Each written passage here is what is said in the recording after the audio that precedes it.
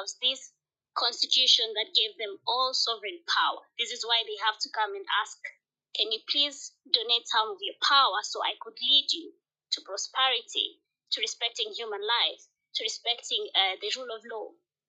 So everybody needs to come out tomorrow knowing that this is my patriotic responsibility in protecting the Constitution of Kenya 2010, in protecting the fellow Kenyans, because if not so many people turn up tomorrow, the goons might be too much for other people. So we need to come out in protection of each other.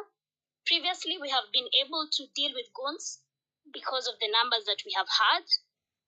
So it is very important that we come together and tell Ruto that you're going to respect this country, you're going to respect the constitution, you're going to respect human life, you're going to respect Kenyans. Otherwise, we are going to force you to go because this is our nation. Nobody is going to defend Kenya if not the people of Kenya. Nobody is going to defend the constitution if not the constitution of Kenya. And these people are actually a minority. They are given power, donated power by the majority, who are us. So we cannot sit back, criticize them online, tweet about them online, but when it actually matters, we don't show up on the streets. We must be able to fight the fear that we are fighting.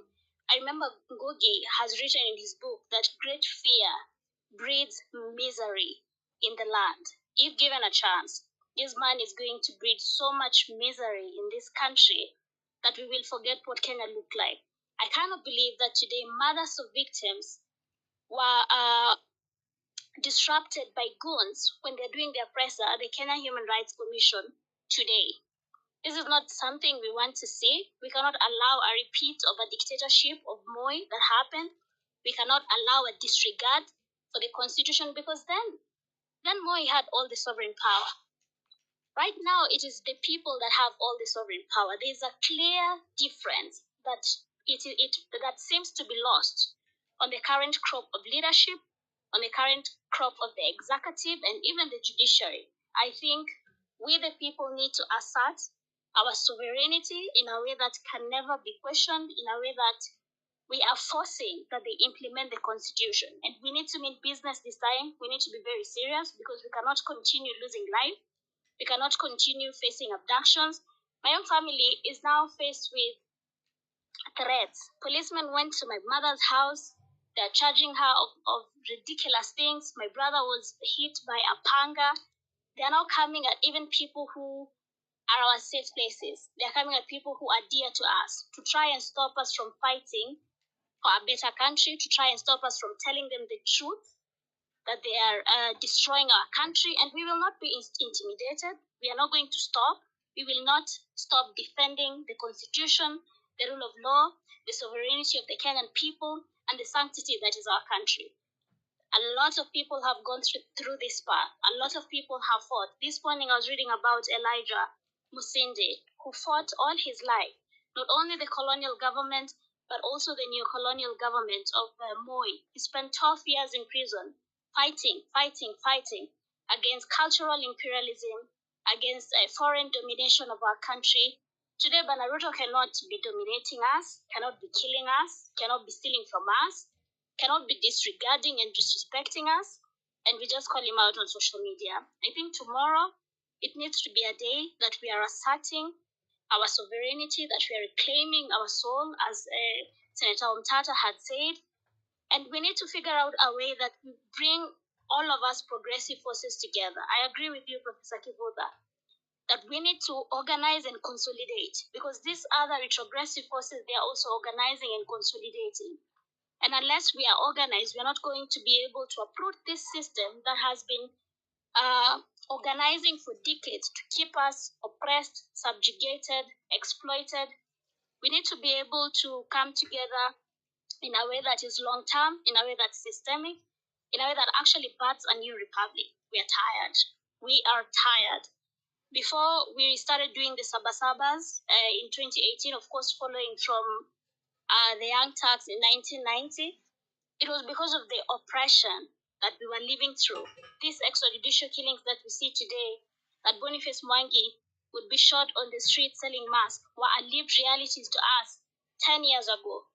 A young man would be walking they are shot dead. And because they live in the ghetto, it is okay. They will be framed as a thief, and that's it. We are tired of the extrajudicial killings that have been happening. We are tired of the police brutality. We are tired of the normalized poverty. We are tired of the lack of basic amenities our people are forced to endure in this land of plenty. We want to be able to live a different reality and recognize that only we, the people, can bring about that reality for ourselves. So I'm encouraging us to come out tomorrow.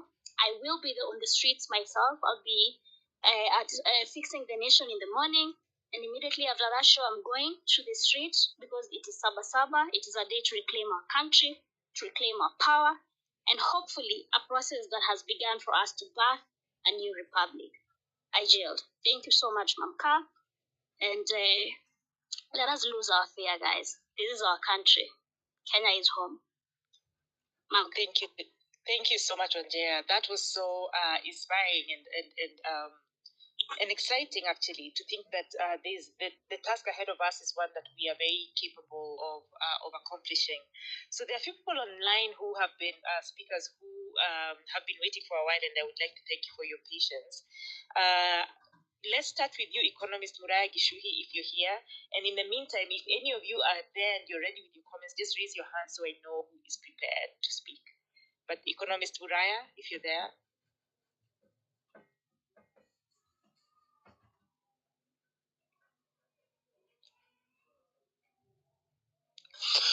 Seems like Jahom is ready to speak. Jahom, go for it.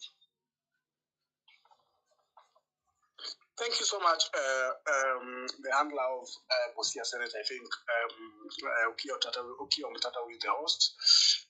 Wanjira, I've seen you there. I've heard you speak very passionately. I can see Kimusa Kibwana, the former governor, there, and other speakers, other listeners who are listening to us this evening. Good evening. I hope you're all right. I hope you are charged. I hope you're ready for the long day tomorrow. It's another day that we are here.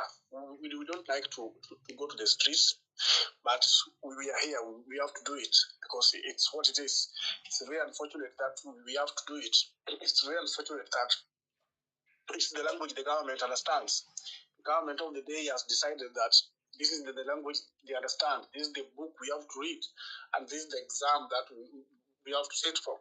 And it's what it is. We have to, if it's what is needed to change the shape of the country, to change the dynamics and the systems of our nation, then we have to do it. It's a time that we have to rise up, you know. And I heard today, I was very sad. I heard the CS again saying that police, everyone should be peaceful. Those are the for sure, we are always peaceful. We are always peaceful. It has been all and every day in this country that every time people come out to express their issues, come out to exercise their democratic right, it's the political class who must find a way to infiltrate the protests. The protesters are always very peaceful. It's the political class. Today, you also what happened at the NHCR press briefing. Goons were armed, and I normally come to these places to give an intelligence briefs, and I can tell you today, goons are being arranged. But it's what it is. This is what we have faced in this CBD every day. Goons are being arranged because the feeling of the national intelligence, the